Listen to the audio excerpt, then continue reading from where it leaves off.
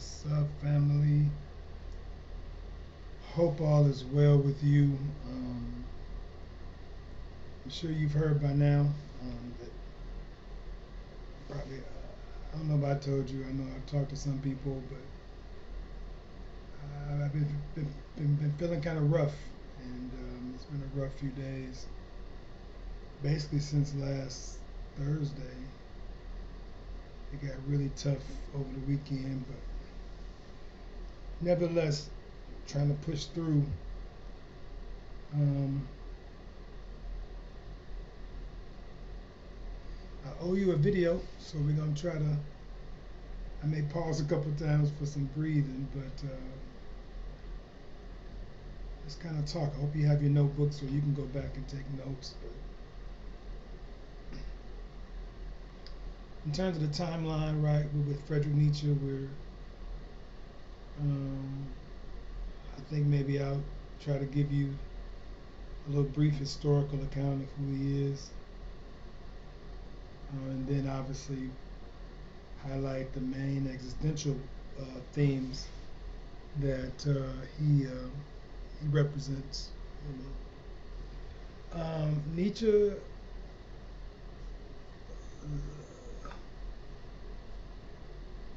lived from 1843 or 44 to 1900.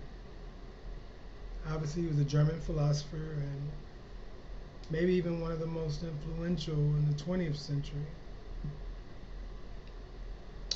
Known more for his intellectual insight, sort of an irony, rhetoric, as well as a rather sort of wholesale and crushing critique of social institutions and practices of his time.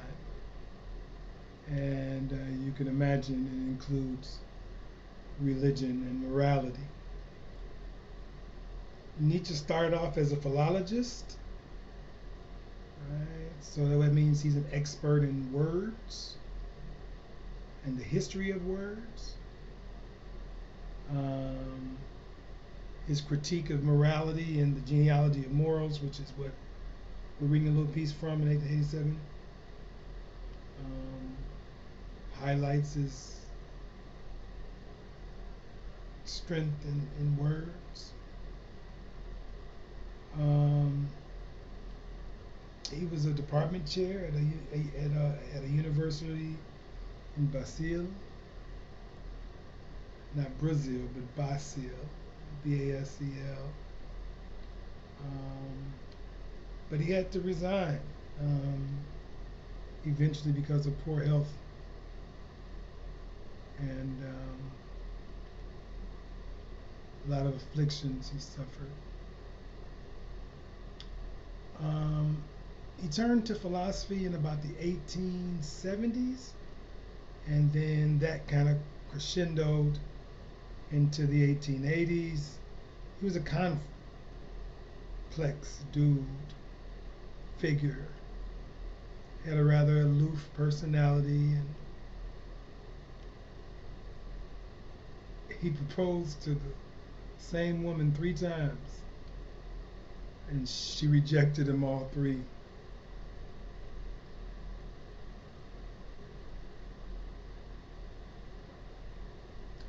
But he had poor health, and that really was caused his life to be so short. Died in his 50s. But ultimately, the works that he produced, so brilliant, sort of a forerunner to sort of daring critiques of religion, obviously morality, and other cultural structures, which was a lot of people didn't do back then. He's often kind of called a nihilist. We were talking about that in class a couple times. And he emphasized a creative, liberating, and powerful side to his philosophy and worldview, though. Again, there's this complexity and elusiveness, and is the reminder of the extent to which the existential side of him comes through often.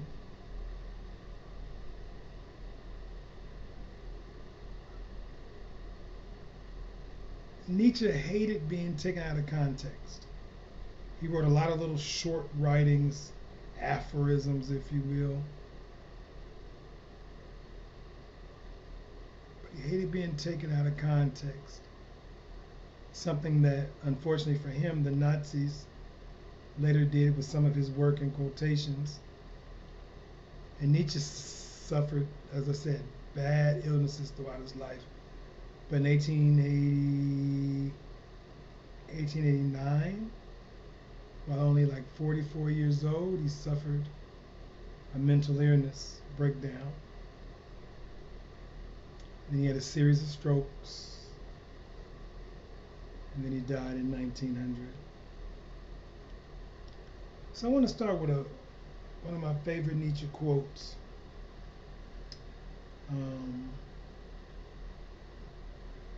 One from his earliest essays on truth and lying.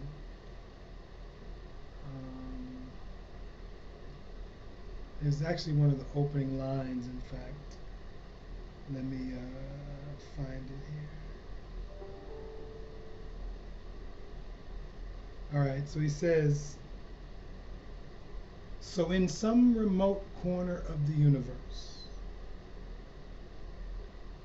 which opens out and twinkles into innumerable solar systems,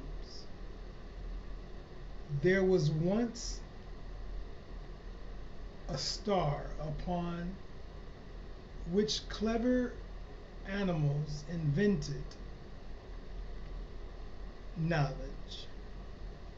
It was the most arrogant and mendacious minute in the history of the world. Again, I repeat that. In some remote corner of the universe, which opens out and twinkles into innumerable solar systems, there was once a star upon which clever animals invented knowledge. It was the most arrogant and mendacious minute in the history of the world. But a minute, right, is all it was for Nietzsche. After Nietzsche kind of drew a couple more breaths, it froze the star, and the clever animals had to die.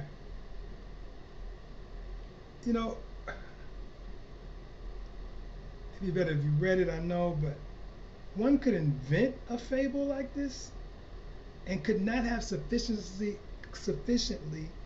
illustrated how miserable, how insubstantial, how ephemeral, how pointless and arbitrary to Nietzsche the human intellect appears to be.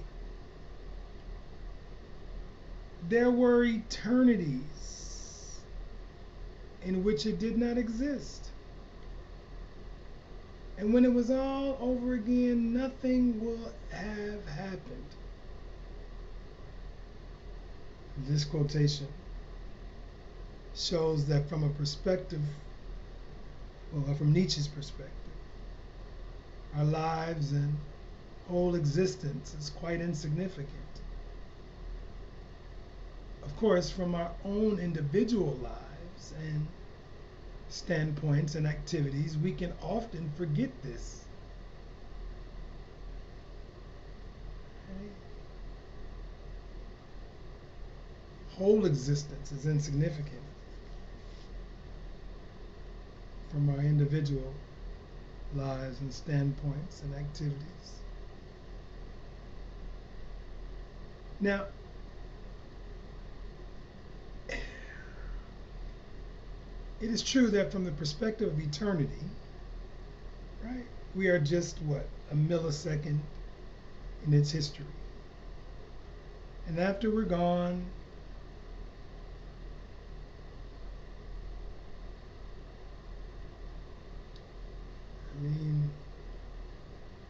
nothing else is going to be, right?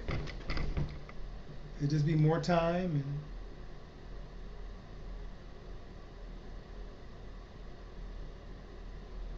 but the truth is that after a few thousand or million years, nothing will have happened. This is Nietzsche in a brutal existential sense.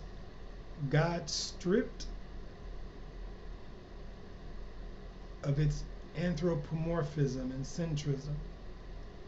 And in doing so, we see our lives, ourselves, in a beautiful and sublime world, but ultimately one that cares not a bit for human intellect, which from this perspective is less than minuscule, because again, it's in the span of eternity, right? Most existentialists, I would probably say, have this feeling, or insight generally known, I would say, as the abyss of reality. That there is no special eternal power guiding us, no privilege for us. This is all a human creation.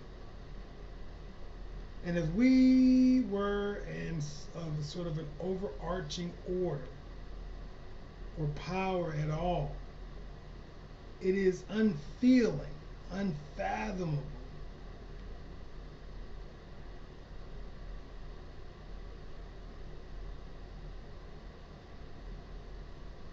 This is what Nietzsche believes. A large part of history of humanity has been a history of religion and faith. So here's where obviously one of the most famous quotes that started my philosophy career, which Nietzsche proclaimed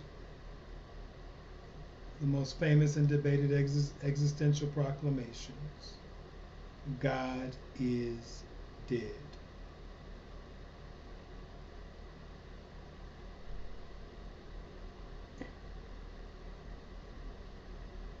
God remains dead, and Nietzsche says, we have killed him. How shall we comfort ourselves, the murderers of all murderers? This phrase, this catchphrase, this term, this line is well known and has filtered down through everyday culture. Nietzsche is often quoted without people knowing, for example, what doesn't kill you makes you stronger, and this God is dead.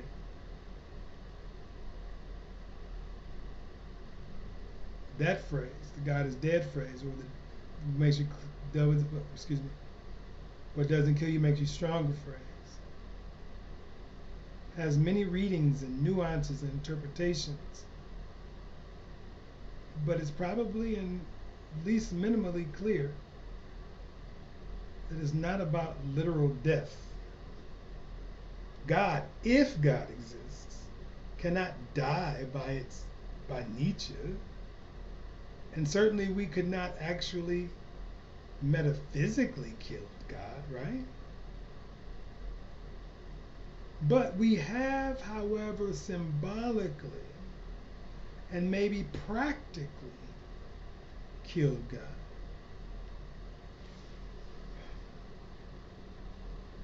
Most probably in the Enlightenment and the rise of empirical science, that could have been an example of killing God. Why? Because God was an explanatory power. God as an explanatory power was no longer needed in the realm of understanding. And scientists, many of the scientists are now atheists or agnostic. And they don't centralize God. And they don't believe in the centralization of God in many mainstream religions.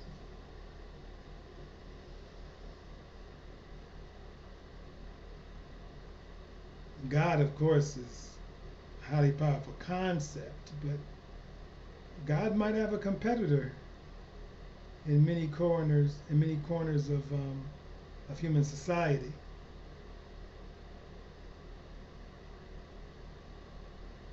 The individual. Now, this idea had already been kind of brought in by Kierkegaard. We see it a little bit in Dostoevsky. That's why we left it here. We're going to save Kierkegaard for later, but you see a little bit in Dostoevsky, that same thing. But Nietzsche, however, proclaims it more emphatically and in a manner where we see it fall out more. This is why he's often misunderstood as being a nihilist or nihilistic. The death of God and the accompanying ideas are really more complex and bittersweet. So when, Philip says, if you don't believe in God, it is an example of nihilism,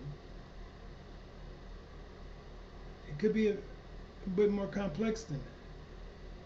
Maybe the death of God is liberation, but it can also lead to nihilism. I admit that, something which is unlikely.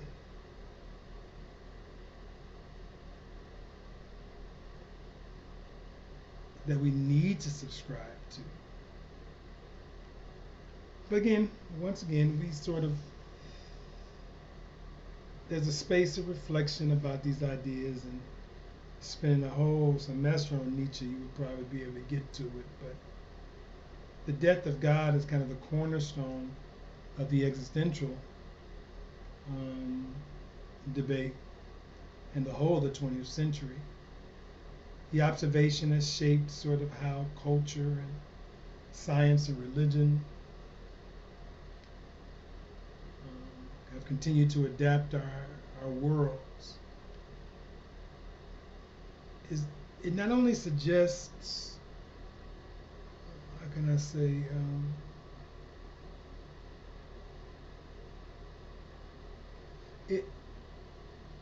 it not only suggests, but says the God as we've known is no longer so unmovable. God is no longer so unquestionable. And although this can open up space for freedom and creation, it can also once again be deeply unsettling and despairing.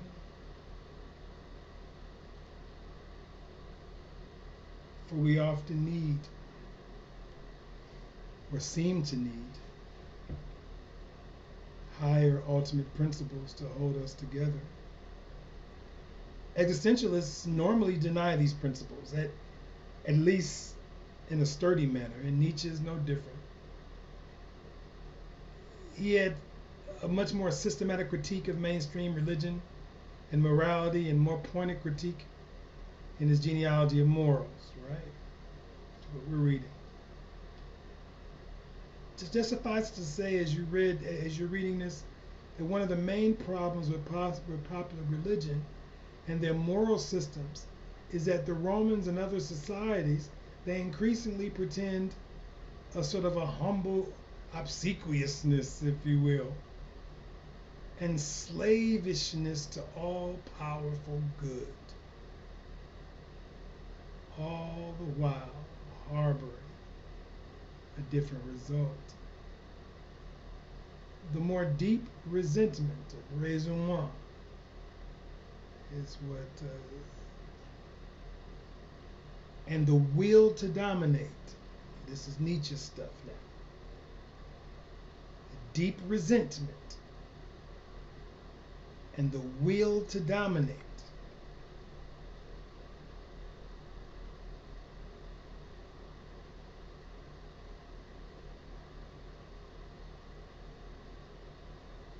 such religion and moral perceptions, or prescriptions, excuse me,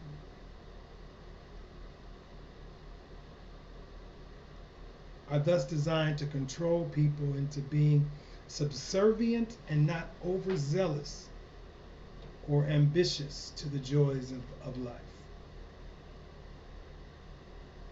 based on this assumption or prescription, Nietzsche wants a more honest and more open and more embracing existence, a more bigger embracing reality, and a creation and transvaluation. Again, another Nietzschean term. He wants a transvaluation of new and widespread values, where affirmation of life and natural power, natural joy, natural freedom, critical openness, creation, and honesty would all come to the forefront. I think this has gradually come about in certain spaces and places. Although we still see cultural wars where religious conservatism is still a very global issue. If anything, the more people let go of the old God and his moral system, the more other groups seem to cling on to it and reinforce it. More personally or psychologically, Nietzsche has what maybe you can call 3 stages of growth or metamorphosis.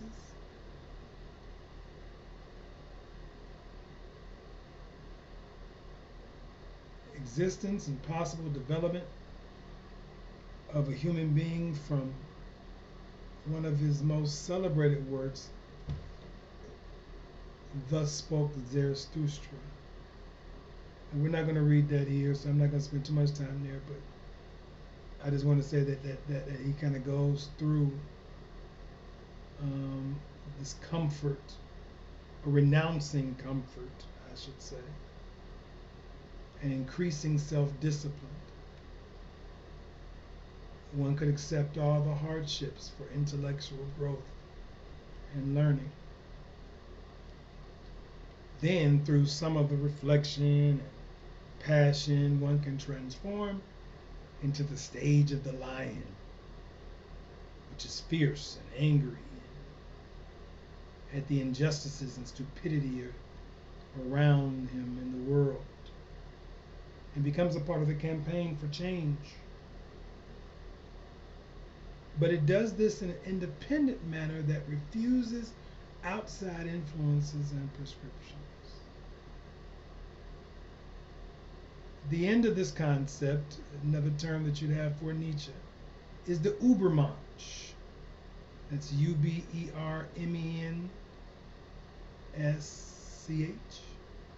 Ubermensch.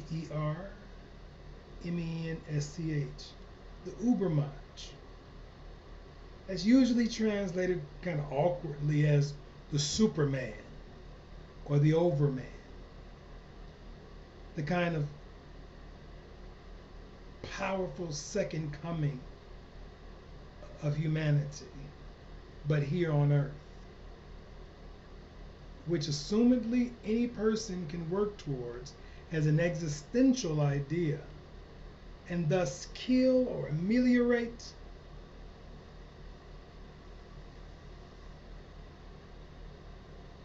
the death of God somewhat. Now, you know, it's not clear, or I haven't seen it clear, that Nietzsche thought that the Übermensch can only be like a select few. I don't know that. But the larger existential point for me is that no absolute determinism with values that can be created and maintained for yourself, and with personal and social ideas, narratives and metaphors. Nietzsche, for all the accusations of nihilism, actually starts to flesh out elements of positive existentialism, which brings strength, purpose, resoluteness, and creativity. It's interesting. So look, I quote a lot. I have a number of articles or chapters in books where I quote from The Birth of Tragedy. And there's another a Nietzsche project And I like that book. So if you ever want to read that or talk about the birth of tragedy, I would love it. The Apollinian and the Dionysian. Right? Order versus chaos. Where Nietzsche says it's some kind of Hegelian synthesis. Chaos gives rise to the dancing star. Order is too pristine.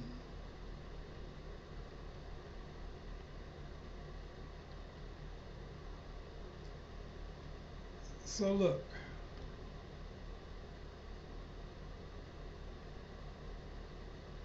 truth is, Nietzsche is sort of a much studied, much quoted philosopher. He has ideas and catchphrases that can be filtered down. Many young minds who are very prone to initial bouts of existential anxiety often turn to Nietzsche for further understanding and solace. If read well, though,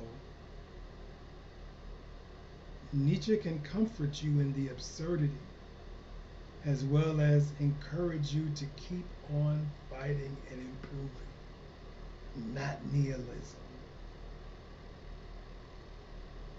Nietzsche himself had a turbulent and suffering existence, but only promoted strength, creativity, and resolve. Hope this helps to understand Nietzsche a little bit. I'm running out of energy, so I'm going to have to stop here. Take care.